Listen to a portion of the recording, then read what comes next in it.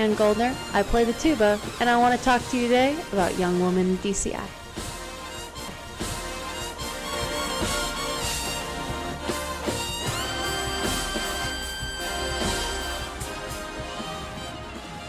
So, to start off, what is DCI? DCI is an acronym for Drum Corps International, an organization that houses 47 separate marching ensembles. Now, I refrain from saying marching bands, even though that is essentially what drum corps are, because when you say marching band, people think of some Pac-12 college and they march back and forth and spell out a few words, then return to the stands to focus on cheering forth a football team. A drum corps, on the other hand, is completely separate from any sports or academic institutions. These standalone organizations field 154 individuals for a 15-minute show that travels through the continental United States from the months of May through August.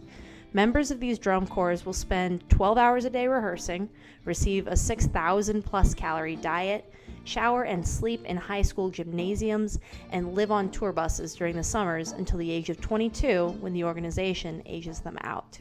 Okay, so who am I to talk about drum corps? I've had the honor of marching with the Sacramento Mandarins since 2014, making this upcoming season my 5th year of drum corps. This past season I acted as horn sergeant, meaning my co-horn sergeant and I led a horn line of 80 people to a 13th place finish in Indianapolis, Indiana this August. So I'd like to think that I have some background in the topic of females in DCI. On top of this, I'm specifically a contra player. The contra is a 20 to 40 pound instrument, depending on the brand, that acts as a marching tuba. Because of the weight of these massive horns, and because of some societal norms that girls play flute and only boys play tuba, very few women are in the activity in this capacity. In 4 years, I've only shared the field with 4 other female contra players at the Sacramento Mandarins. Female marchers, especially horn players, are essential to DCI culture, as their increased sense of morality and empathy, which admittedly lie on a normally distributed curve, prevent social taboos such as hazing. Women currently in the activity also need support from like-gendered individuals. What does being a girl have to do with anything? What does it matter? All male corps like the Madison Scouts and Rosemont Cavaliers have gotten away with this for years, having fielded estrogen-starved productions since as early as 1937. If they can field a first-place show like Extraordinary, and let the record show that there is an XY chromosomal pun in the title, without female members, why should we bother boosting the number of women in DCI? For one, there's the increased talent pool. Generally, the larger the audition turnout, the higher the drum corps' score is. When you cut females out of the running, you lose a population of talented musicians and visual performers from your corps roster. Plus, as the activity evolves towards dance-based visuals, female performers have an easier time learning the movements. This is because young girls are funneled through extracurricular dance programs much more frequently than males, and are culturally encouraged to take part in fluid body movements. By the time children reach middle school, females have a higher personal interest in visual performance and thus reach a higher level of achievement in dance classes. This translates to the field, as you watch the female marchers achieve at higher levels in body rolls, isolations, and general fluidity. Secondly, females typically have a higher sense of morality, ethics, and EQ, which is emotional intelligence quotient, much like the IQ of your feelings, than their male counterparts. Now, I acknowledge that not every woman is going to have a higher EQ than the man next to her. These traits are normally distributed. However, women score higher in areas concerning empathy, social responsibility, and interpersonal relationships. We see that these translate almost directly to the field. I did some quick research of my own and surveyed a third of the 2017 Sacramento Mandarins on their perceptions of leadership, which involved 3 females and 6 males. The female leaders were more than doubly perceived as empathetic, moral, and inclusive over the male leaders. These traits are highly sought after for management and leadership positions, and increased empathetic ability has been linked to lower levels of psychological stress, which can get real high in 112 degrees in the middle of Nebraska. One other major point in the argument for moral leaders is that you see fewer instances of hazing, especially of the sexual variety.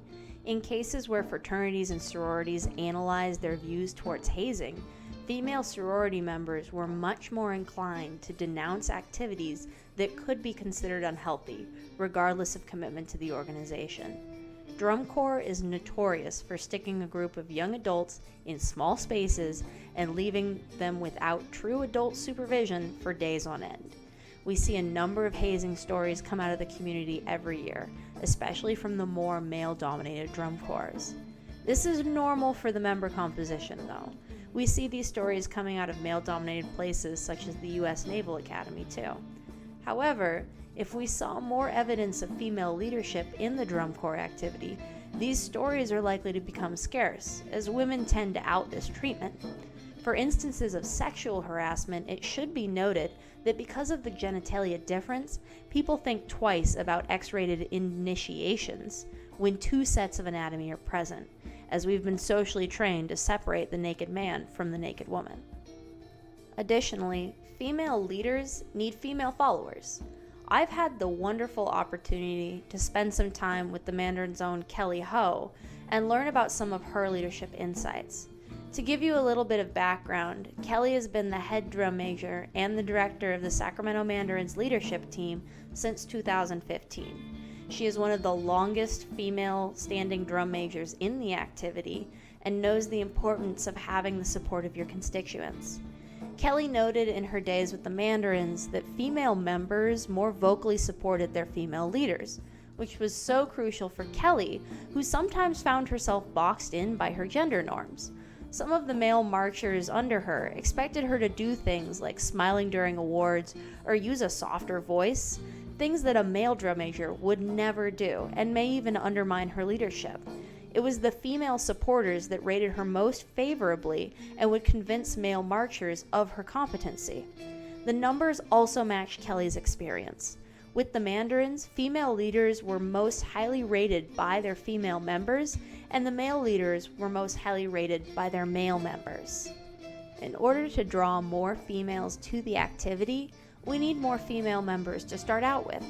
Kind of a difficult situation there, but also a positive feedback loop, as the number of women in horn lines just keeps growing. The more women we have in the activity, the more supported our female leaders will be. The accounts of hazing will diminish, and the drum corps talent pool will open up. So, teach your girls tuba, and maybe next time we'll see why you should teach your boys to dance. Thank you for your time and attention, and have a great season in 2014. Special thanks to Marvin Reed and Kelly Ho for their knowledgeable insight, and the 2017 Sacramento Mandarins for taking the time to further drum corps research and share their experiences.